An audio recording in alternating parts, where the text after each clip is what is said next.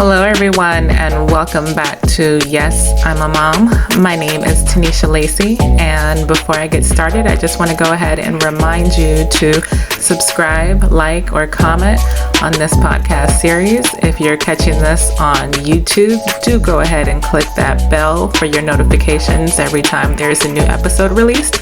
And in case you have not noticed by now, I do release one episode, a full episode I consider, every Sunday at 12 noon Pacific time. And throughout the week, I may release a few short random ones, just depending upon my mood or something that may have happened to me during that day. So to go ahead and get into it, tonight I just wanted to talk about co-parenting. And for many people, your whole opinion on that very much has to do with what your personal experience has been or what you have seen others go through. Now, granted, nobody enters into a relationship expecting to ever come to the place of having to co-parent, but it happens and that's life and we deal. So I can only speak about myself right now, though I have seen many different variations and outcomes. So getting into my own personal experience. So as you know, I have 2 kids and my son is 18 and my daughter is 2. And yes, they have 2 different fathers. So with my son, his dad and I were together for 4.5 years ultimately. And we had a very good relationship and friendship. There were some up and downs that were pretty much my fault. I'm going to be honest. But ultimately, when things ended, also my fault. There was that transition of time when we had to find our balance as co-parents. We broke up around the time of my son turning 1, somewhere around in that area. And of course, at that time, you have to keep in mind that anytime there are still deep feelings and hard feelings and unresolved issues in a breakup, it's going to be rocky if you guys are forced to continue to interact. And that's kind of how it was. It was kind of rocky at first with the co-parenting because on my ex's side at that time, a breakup was not what he wanted. So he was very hurt, and that did affect, the tensions that we had towards one another. But it did not affect how he was towards his child. I will say that he has always been a very loving father and had always been a provider, and he's always done his part.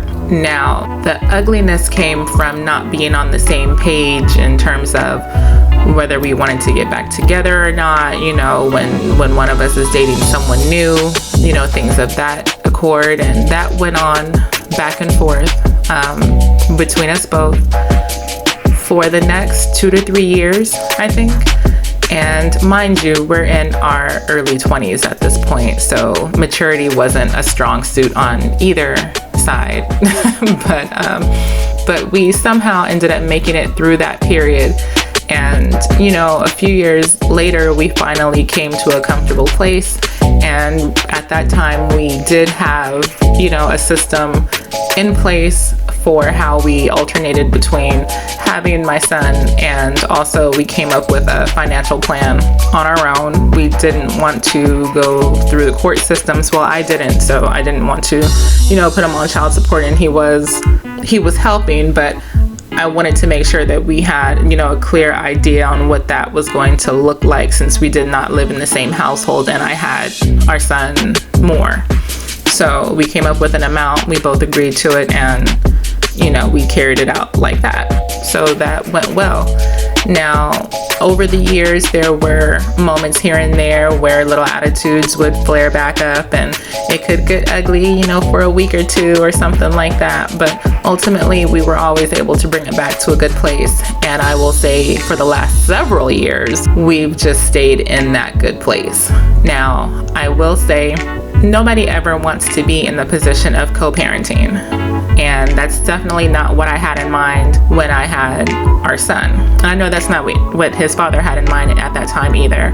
But me, myself, I did not come up in a two-parent household. And that was something that I always wanted to do differently for my child. However, I did not have those feelings at that time to actually continue on and have that situation for my son. And I regret not being able to give him that experience because I know that it changes things so much. Every situation is different and unique, and if you had an amazing childhood with a single parent, or you are a single parent and you're giving your child the best life, that is awesome. That's amazing, and that's great for you.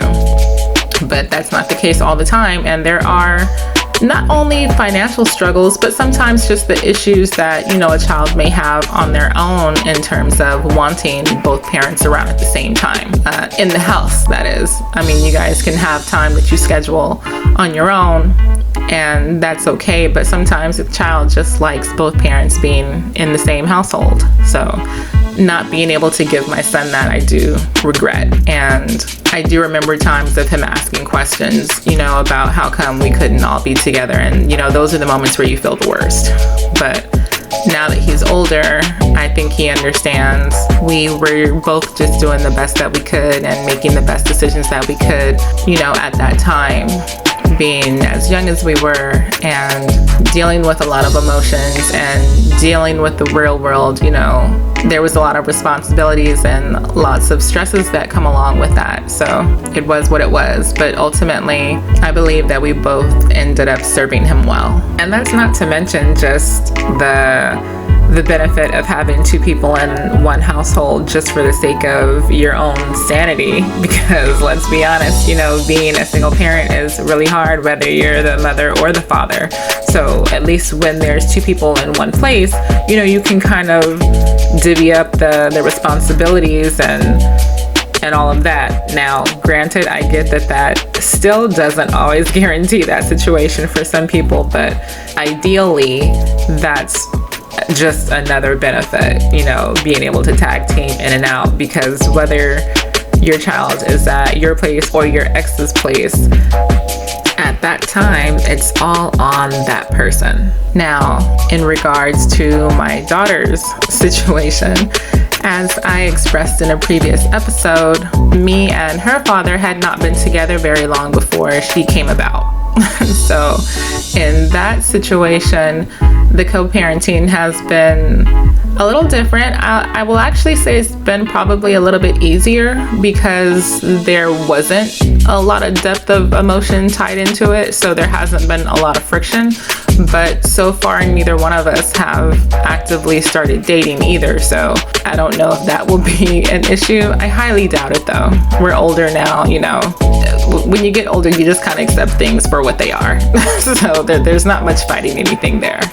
As for now though, we get along, and our situation is different in the sense that because he is the type of person that he is, there really are no guidelines. Like with my previous situation, we had set up kind of like a schedule, and in this situation, there is no schedule present. We do not have any kind of financial understanding. This time is really much more of kind of like freeballing it in terms of how things go, and I can't say that I like it that way, and I really would actually prefer it to be a bit more structured. But you know, I'm only one half of the equation, and I can't make anything happen, you know, just by myself. So this is where I meant that whole laid back personality thing I had mentioned before, that plays into this too. So overall though, my daughter is well taken care of, and she loves her dad so much, and they have a great relationship. That's really all I could ask for. That's all that ultimately matters to me, is her happiness. But already I do see, you know, the moments where she would want us to be together, and honestly, that's what I was wanting too. I was hoping that this would have been a long-term relationship, and so I guess I got to kind of see how it was for my son's dad when it was us in this situation. So I personally feel like in this situation that I cared more to continue it than what he did, even though I'm the one who pulled back. All I can say is effort speaks volumes, and the lack thereof shows a lot. We do spend a lot of time all together for her sake, and that's great that we're able to provide that. But at the end of the day, I think it hurts me even more the second time around that I was not able to create that for my child. And though I technically could have, I also don't believe in sacrificing my own happiness for the sake of remaining in one household. I understand that some people do, and I respect those decisions, and to each his own. But for me, I do believe that everyone is entitled to the right to be happy. I don't believe you have to spend more time pouring into a mistake just because you made it in the first place. And by mistake, I do not mean my child, but I mean the overall relationship, because in hindsight, I can see that it wasn't the best pick for me. Not to say anything about him personally, but just we were not a very compatible match. And if I had taken more time to see that, then, the situation would be different, because I really was wanting husband material and not baby daddy material. Overall, some of the things that I have learned and tips I would give to other people about co-parenting is, number one, first and foremost, is pick wisely in the first place. Before the child even gets here, before you're pregnant, really think about who you're dealing with in the first place, because let's be honest, a lot of babies happen unexpectedly. Not all, but I would probably guess the vast majority are unexpected. And that can be a blessing or a curse, depending on your situation or the relationship that you're in. And I think that that's something that people take very lightly. And I must admit, even myself, that since I've had my daughter, and even while I was pregnant, my whole perspective on life really, really changed. And before, I think I was a lot more laid back because nothing had really happened to me. I hadn't really had my heart broken. I really didn't have a reason at that point to have my guard high.